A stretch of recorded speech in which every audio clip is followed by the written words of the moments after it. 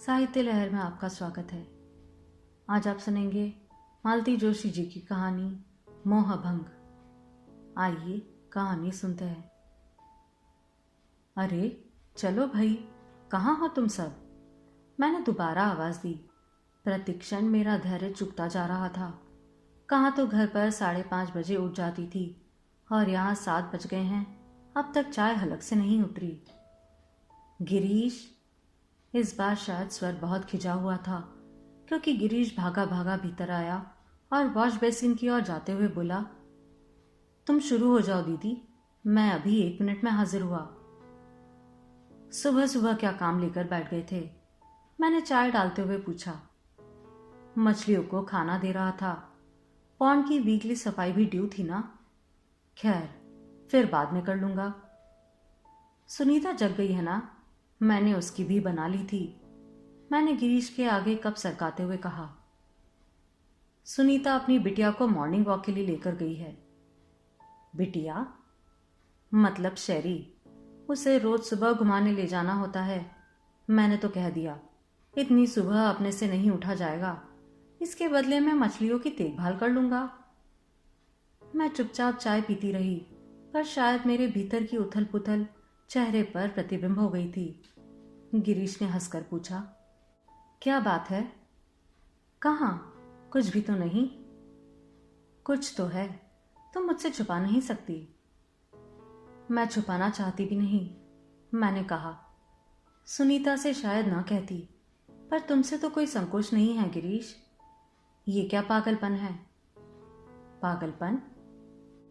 और क्या, अपने प्यारे से दूध मुहे बच्चे वहां उतनी दूर हॉस्टल में रख छोड़े हैं और यहाँ कुत्ते बिल्लियों पर प्यार लुटाया जा रहा है। कल से देख रही हूँ, सुनीता उस कुतिया के लाड़ प्यार में खोसी गई है, जबकि उसके असली हकदार अनुशासन की जंजीरों में कैद है। उनकी किलकारियों के बिना घर कैसे भाई भाई करता है, देखो तो। Good morning everybody. मैंने अपनी बात बीच में ही छोड़कर देखा। सुनीता प्रसन्न मुद्रा में दरवाजे पर खड़ी थी। उसका गोरा गुलाबी चेहरा सुबह की ताजी हवा में गुलाब सा खिल गया था। बच्चों की तरह खिलकते हुए उसने कहा, गिरीश, आज जानते हो इसने क्या किया? पर इससे पहले कि वह कुछ आगे कहती, गिरीश ने दोनों हाथ फैलाकर उसे चुप रहने का संकेत दिया। क्या बात है? बात कुछ नहीं है, बस यही कि दीदी यहाँ 4 दिन आराम करने के लिए आई है। उन्हें अपनी मानस कन्या के गुणगान से बोर मत करो। आप बोर होती हैं दीदी? चाय लोगी ना सुनीता? मैं जरा गर्म करके लाती हूँ। मैंने छुटकारा पाने की कोशिश की, पर सुनीता ने मेरा वह प्रस्ताव सफल होने नहीं दिया। चाय अभी रहने दीजिए दीदी, नारायण आ जाएगा, बना देगा। पर यह बताइए, क्या आपको जानवर अच्छे नहीं लगते? यह जानने का कभी मौका ही नहीं मिला रे। शादी से पहले घर की बड़ी लड़की के नाते माँ की गृहस्थी का भार ढोती रही, छोटे भाई बहनों को संभालती रही। ससुराल का घर भी भरा पूरा था। अपने तो 3 बच्चे थे ही, पर ननंद देवर ढेर सारे थे। कोई ना कोई पढ़ाई के लिए हमेशा पास बना रहा। अब तो खैर सब ठिकाने में लग गए हैं। अपने बच्चे भी नौकरीदार हो गए हैं। पिछले महीने अजय भी पोस्टिंग कर चला गया था। इतनी फुर्सत की आदत नहीं है ना, इसी से शायद बीमार पड़ गई। चलो अच्छा हुआ, इसी बहाने तुम हमारे हिस्से तो आई। पर याद रखो दीदी, तुम यहाँ आराम करने के लिए आई हो। सुबह सवेरे से इस तरह रसोई में जुट जाओगी तो जीजाजी हमें क्या कहेंगे? सुबह सवेरे? अरे 7 बजे चाय बनाई है। जानते हो, घर पर तो इतनी देर में नहा धोकर पूजा करने के लिए बैठ जाती हूँ। पर आप यहाँ रिलैक्स होने आई है ना दीदी? देन रिलैक्स, सुनीता ने कहा। हमें भी कुछ सेवा का मौका दीजिए।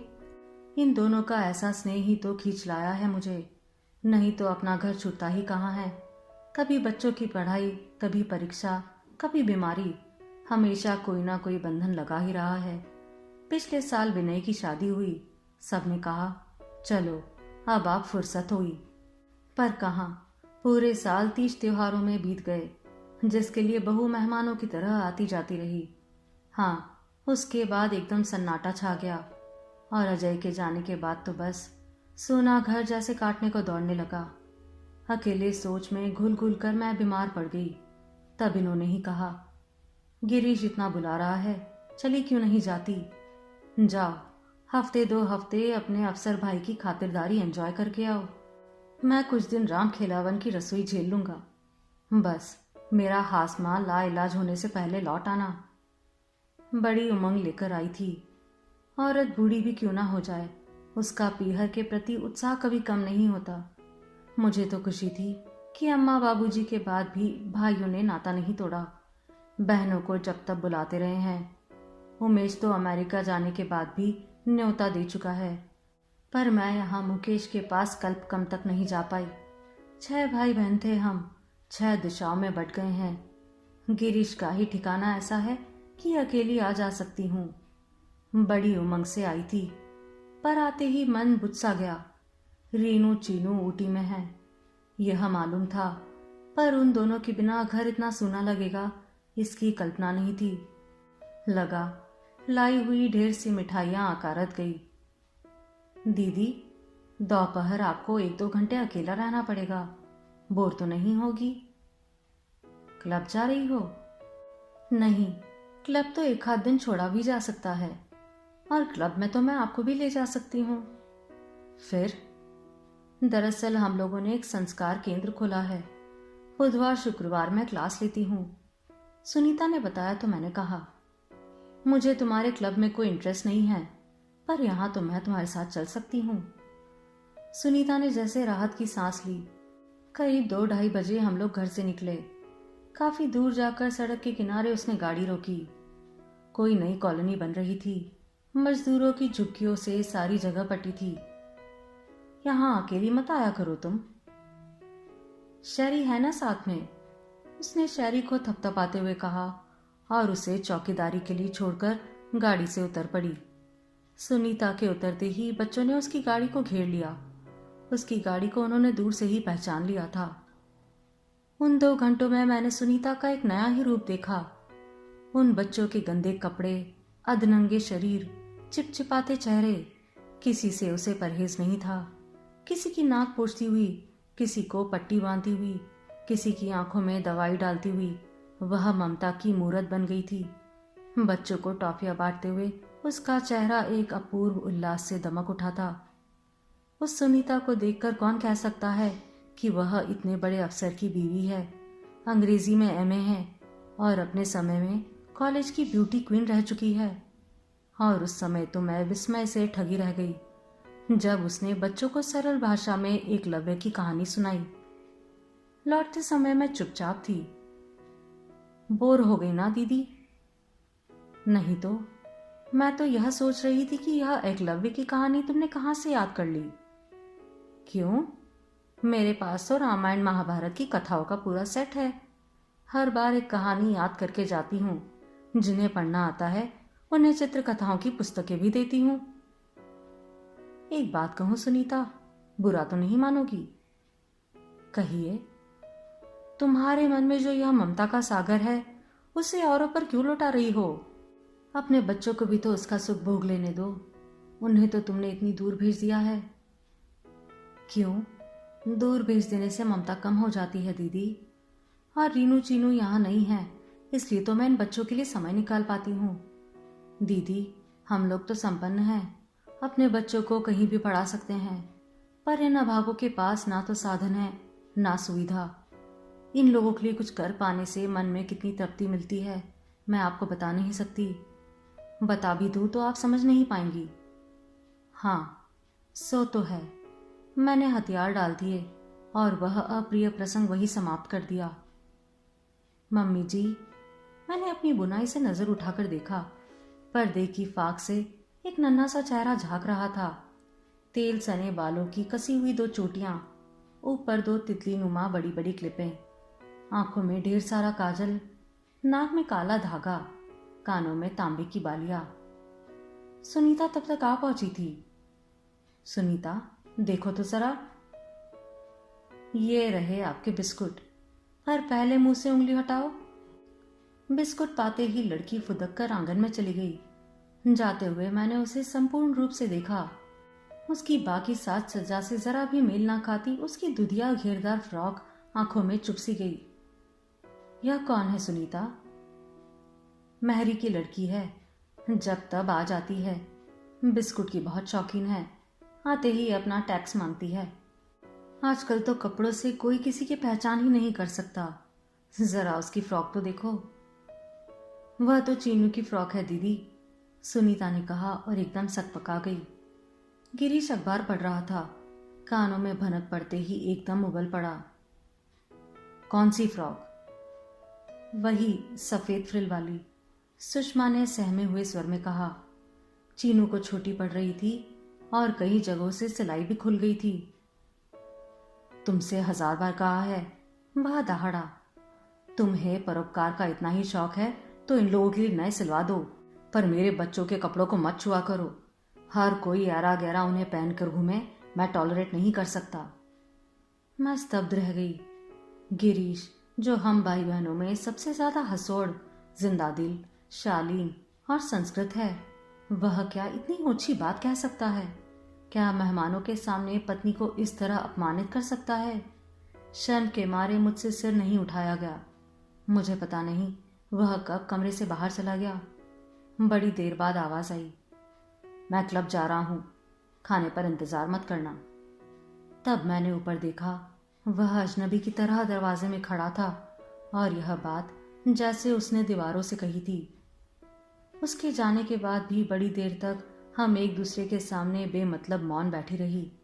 सुनीता का अभिजात्य उसे मेरे सामने रोने नहीं दे रहा था, पर उसके निशब्द आक्रोश की आंच मुझ तक पहुंच रही थी। आखिर मुझसे नहीं रहा गया। मैंने ही सूखी हंसी के साथ मौन तोड़ते हुए कहा, कई बातें हमारे संस्कारों में ऐसी घुल जाती है कि हमें ही नहीं पता चलता। गिरीश ने तो मुझे आज अम्मा की याद दिला दी। सुनीता ने आंखों में प्रश्न भरकर मुझे देखा। अम्मा कभी भी बच्चों के कपड़े नौकरों को नहीं देती थी।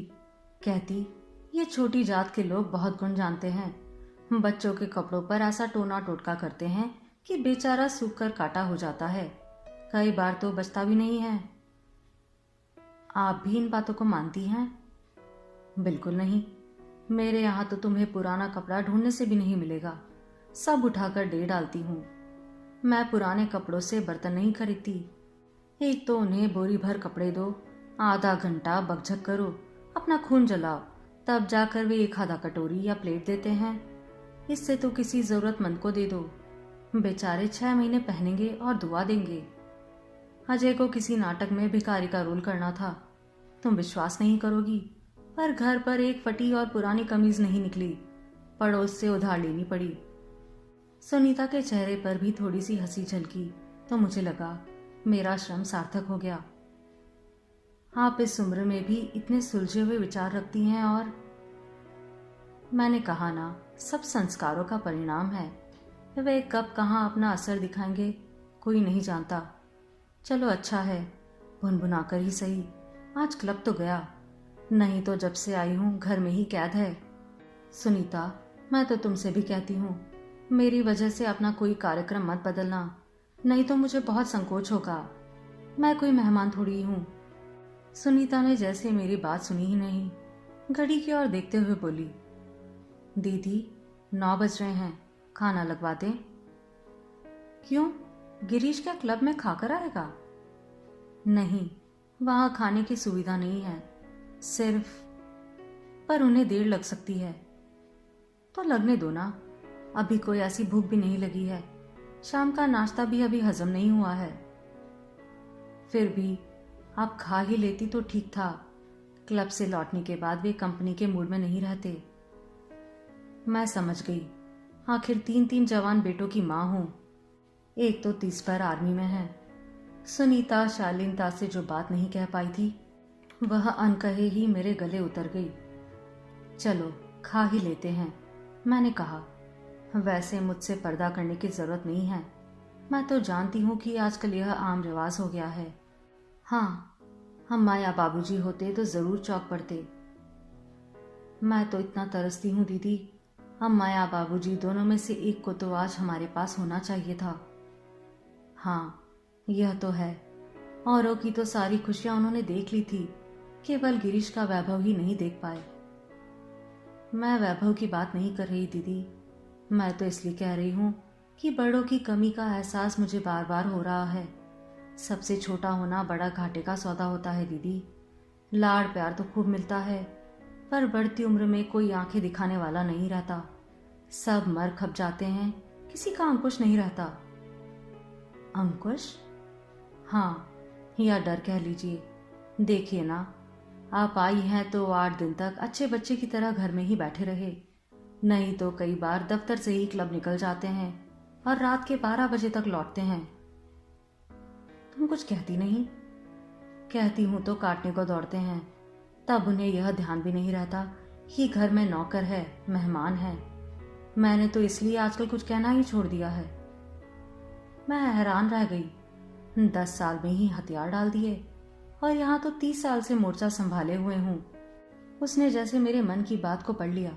बोली, दीदी, आप लोगों में लड़ाई नहीं होती? क्यों नहीं होती?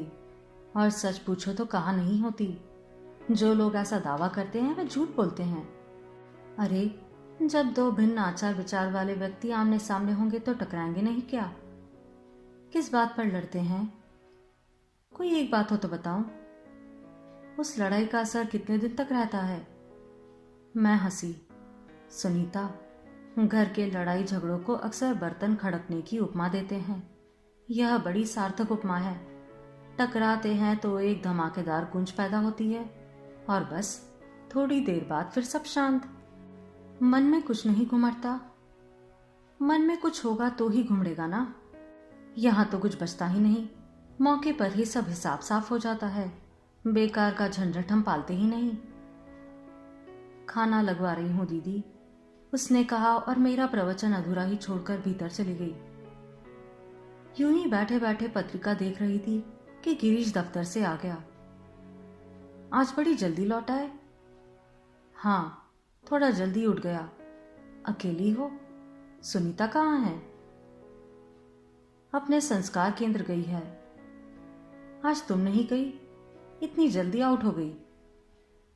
मेरी उसकी उम्र में फर्क तो देखो। उतनी एनर्जी मैं कहां से लाऊंगी? पिक्चर के इरादे से जल्दी आ गया था। आज फ्राइडे की याद ही नहीं। चलो, अच्छा ही हुआ। तुम्हारे साथ 2 बातें अकेले में करने का मन हो रहा था। दीदी, कल के नाटक के लिए मैं बहुत बहुत शर्मिंदा हूं। चलता है रे, छोटी मोटी झड़पें तो हर घर में चलती ही रहती है, लेकिन उन्हें अवॉइड तो किया जा सकता है। सुनीता जानती है कि जब भी मैं किसी को रीनू चीनू के कपड़े पहने देखता हूँ तो सुलग उठता हूँ, फिर भी वह मुझे बार बार टॉर्चर करने से बाज नहीं आती। क्या वह इतनी सी बात नहीं समझती कि हर एक कपड़े के साथ कुछ यादें गुथी हुई है? किसी और के शरीर पर देखता हूं तो मन पर सांप लौट जाता है। और शायद इसलिए सुनीता वे कपड़े बांटती फिरती है, क्योंकि उनमें यादें गुथी हुई है। उन यादों को वह दूसरों के सहारे मूर्त करना चाहती है। अलमारी में निर्जीव से पड़े वे प्यारे प्यारे कपड़े उसे उदास कर जाते होंगे। वह चाहती है कि कोई उन्हें पहने और उसे हंसी से उसके बच्चों के लिए दुआ करे। वह तो माँ है गिरीश। जानते हो, आज मैं उसके साथ क्यों नहीं गई? वहां उसका इस तरह बेसुध होकर अपनी ममता लुटाना मुझसे नहीं देखा जाता। उन बच्चों के माध्यम से अपने बच्चों तक पहुंचने का उसका दयनीय प्रयास मुझे रुला जाता है। और तब तुम लोगों के पागलपन पर इतना ताव आता है कि बस। पागलपन मेरा नहीं है दीदी, सुनीता का है। उसी की जिद है यह। कहती है, आजकल ये कोई नहीं देखता कि आपके बच्चे क्या पढ़ते हैं, वे कहाँ पढ़ते हैं, यह ज्यादा महत्वपूर्ण है।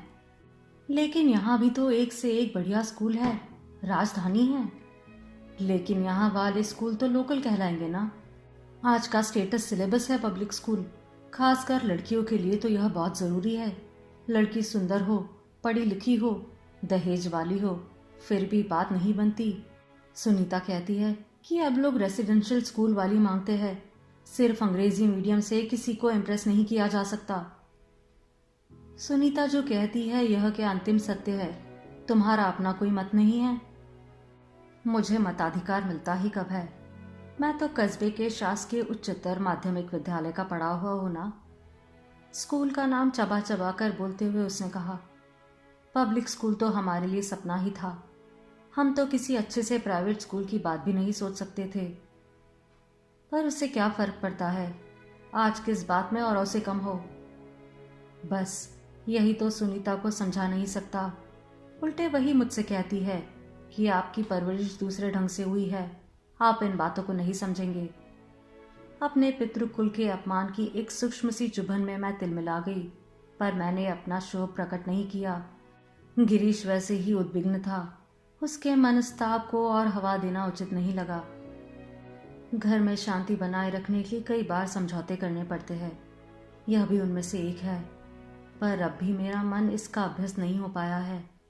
हर बार जाते हुए लड़कियां इस तरह बिलखती है कि मेरी हफ्तों की नींद छिन जाती है।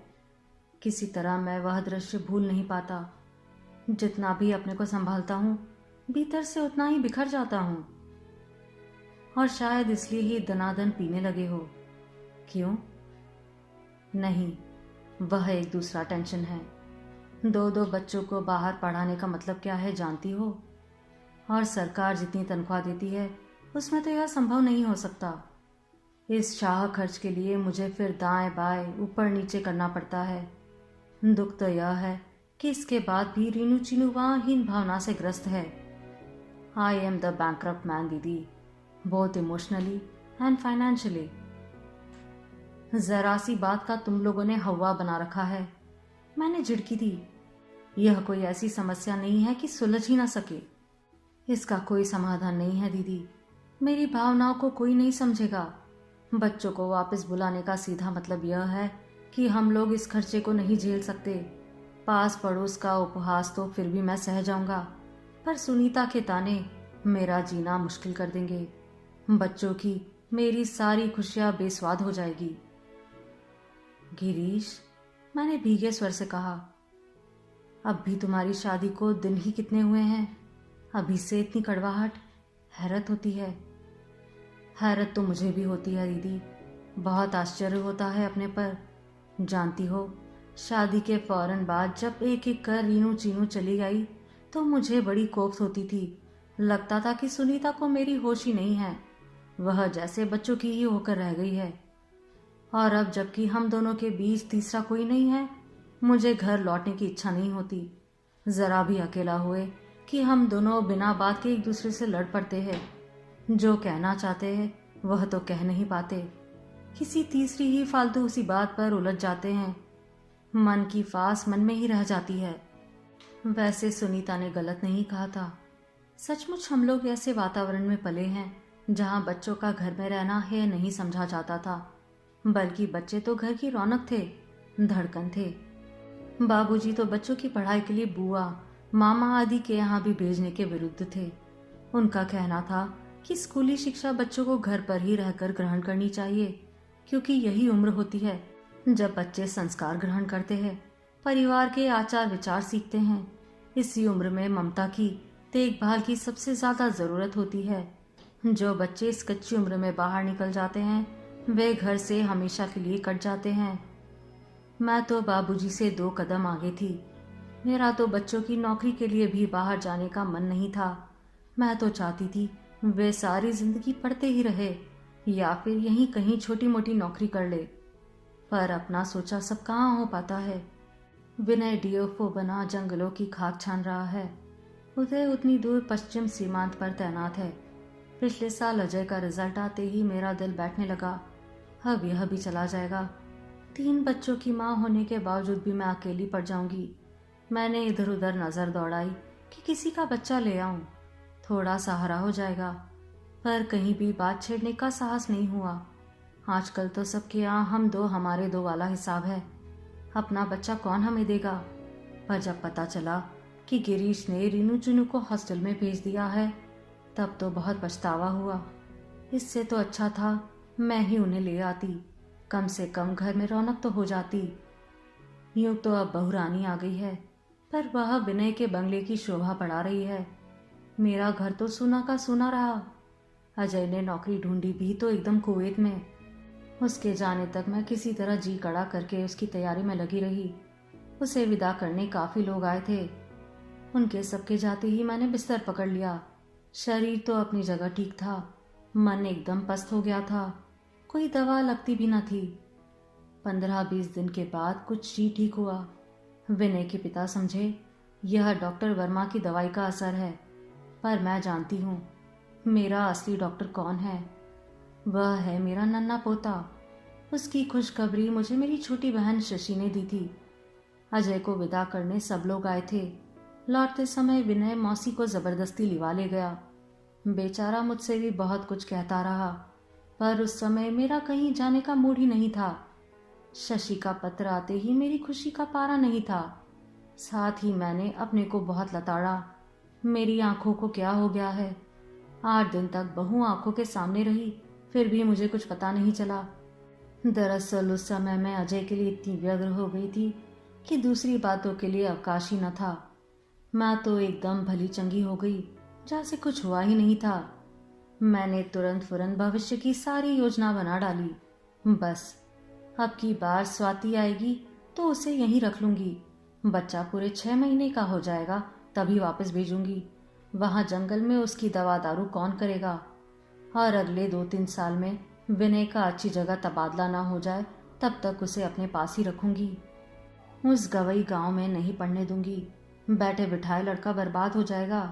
जिसके आने की आहट मात्र से मन का सूनापन बील गया है, उसके आने पर क्या रौनक होगी? मैं तो उसकी कल्पना से ही पुलकित हो रही थी। बस अब मुझे किसी के आगे हाथ फहराने की जरूरत नहीं है। मेरा मनचाहा खिलौना मुझे मिल गया है। रात का खाना खाकर हम तीनों अपनी अपनी कुर्सियों पर जम गए थे। अब मुझसे रात में बुनाई नहीं होती। टीवी देखते हुए तो बिल्कुल नहीं, पर सुनीता ने अपने बैग से चटक नारंगी रंग का एक लच्छा निकाला और अब उसे घुटने पर फैलाकर गोला बनाने लगी। क्या बना रही हो? मैंने उत्सुकता से पूछा। शहरी के लिए स्कार्फ बना रही हूं। सुबह ठंडी हवा चलती है।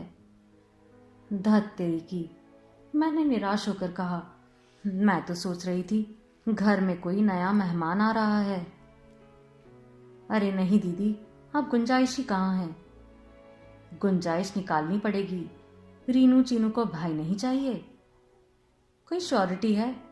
फिर से टीना हुई तो आ जाने दो, क्या फर्क पड़ता है? घर में रौनक तो रहेगी। शहरी वैरी से मन थोड़ी ही भरता है। आप शहरी से इतनी नाराज क्यों हैं दीदी? नाराज नहीं हो रहे, पर दीदी सावधान रहिएगा, आपके खिलाफ एक षड्यंत्र रचा जा रहा है। गिरीश ने बनावटी गंभीरता से कहा। आप दीदी को बेवजह डरा क्यों रहे हैं? दीदी, जाते समय सुनीता तुम्हें एक सरप्राइज देने वाली है। कोई कुत्ता बिल्ली तो नहीं ना? मैंने सशंक होकर पूछा। देखो सुनीता, मैंने तो कुछ नहीं कहा, पर हमारी दीदी है ही इतनी इंटेलिजेंट की। अब आप भी चुप कीजिए। सच दीदी, मिसेस रायजादा की जूली ने इतने प्यारे पपीज दिए हैं, मेरा बस चलता तो मैं सबको उठा लाती। आप मेरी इतनी बात मानिए, कम से कम एक तो जरूर ले जाइए। मुझे चुप देखकर उसने कहा, क्या सचमुच दीदी आपको जानवरों से इतनी चिढ़ है? नहीं, चिढ़ नहीं है रे, पर दीदी आप एक बार इन्हें प्यार तो करके देखिए। They reap you with compound interest. Am I right darling? उसने शहरी से पूछा। तुम्हारा कहना ठीक है सुनीता, पर अब इस उम्र में मुझसे इसका सार संभाल नहीं होगा। जीजाजी कर लेंगे? वाह क्या कहने, वे अपनी देखभाल कर ले वही बहुत है। मुझे दिन भर उनके आगे पीछे डोलना पड़ता है। फिर आप दोनों मिलकर कुत्ते के आगे पीछे डोलना, घर में रौनक हो जाएगी। बिजी हो जाएंगी तो उदास रहने को भी वक्त नहीं रहेगा। रौनक का तो ऐसा है, मैंने मन ही मन उमकते हुए कहा। घर में अब एक जीता जागता खिलौना आ रहा है। अरे हाँ दीदी, आपको मैं बधाई देना तो भूल ही गई। बधाई? किस बात की? गिरीश ने पूछा। वाह, आपको पता ही नहीं, दीदी अब दादी बनने वाली है। दीदी, दिस इज टू मच। विनय ने अच्छा नहीं किया। क्या हुआ रे? अरे बड़ी मुश्किल से हमें अपने ससुर जी के गरिमामय पद के अनुरूप ढाल रहे थे, इसने दम से हमें दादाजी बना डाला। इतना फास्ट प्रमोशन तो किसी डिपार्टमेंट में नहीं होता। उसने इस अभिनय से कहा कि सुनीता और मेरी हंसी निकल गई। उल्लासित होकर मैंने सुनीता से पूछा, तुम्हें कैसे पता चला? शशि ने लिखा था। शशि दीदी लिखेगी, राम भजिए। फिर मेरे पास स्वाति का पत्र आया था। स्वाति का? आश्चर्य से मेरी आंखें फैल गई। क्यों, आपकी बहू क्या हमें पत्र नहीं लिख सकती? क्यों नहीं लिख सकती, मैंने कहा और चुप हो गई। अब यह कैसे कहती कि स्वाति का इस तरह ढिंढोरा पीटना मुझे अच्छा नहीं लगा। यह बात क्या बहू बेटियां अपने मुंह से कहने लायक होती है? फिर हम लोग किस लिए हैं? ये नई लड़कियां कितनी स्मार्ट होती है ना दीदी।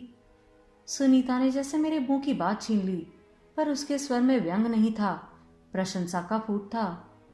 जानती है उसने पत्र में क्या लिखा था? मुझसे रीनू चीनू के स्कूल की जानकारी मांग रही थी। मेरे कलेजे पर मानो किसी ने हथौड़े की चोट कर दी हो। दिल मिलाकर मैंने पूछा, क्या उसे पता चल गया है कि लड़की ही होगी? हो भी सकती है, सभी संभावना का ध्यान रखना पड़ता है। उन्होंने कोई 5-6 जगह फॉर्म दे रखे हैं, एक के भरोसे थोड़ी ही बैठा जा सकता है। रीनू के स्कूल में सन 90 तक की बुकिंग हो चुकी है, इसलिए मैं कहती हूँ ना, स्वाति बड़ी समझदार है। बच्चे की आहट पाते ही उसके भविष्य की योजना शुरू कर दी। हमारी तरह नहीं कि प्यास लगने पर ही कुआं खोदने चली है। वो तो लक अच्छा था इसलिए एडमिशन मिल गया, वरना मुश्किल ही था। सुनीता और भी बहुत कुछ कहती जा रही थी, पर मेरे कान ही सन पड़ गए थे। आंखों के सामने स्वाति की योजना नाच रही थी। उसने बच्चे का भविष्य तो निर्धारित कर लिया, पर हमें तो एकदम भूतकाल में ढकेल दिया। सारी उमंगों पर, उल्लास पर पानी फिर गया। गिरीश, मैंने थके से स्वर में कहा, बहुत रह लिया भैया, अब हमारी वापसी का इंतजाम करो। बोर हो गई दीदी? दोनों ने एक साथ पूछा। नहीं रे, पीहर में आकर कोई बोर होता होगा, पर घर पर वो महाराज बैठे हैं ना, उन्हें राम खिलावन के भरोसे छोड़ आई थी। कच्ची पक्की खिलाकर पता नहीं उनकी क्या दशा कर दी होगी। जब तक हूं तब तक सेवा कर लेने दो, मैंने उठते हुए कहा। फिर तो वे हैं और उनके बच्चे, जैसा चाहे रखे। बात को इतना करुण पुट देने की जरूरत नहीं थी, पर यह तो मैं अपना आक्रोश उड़ेल रही थी। किस पर? जानती हो कि नदी कभी पीछे मुड़कर नहीं देखती, उसका प्रवाह आगे को ही भागता है। फिर यह जिद क्यों, किस लिए? आप सुन रहे थे मालती जोशी जी की कहानी मोहभंग।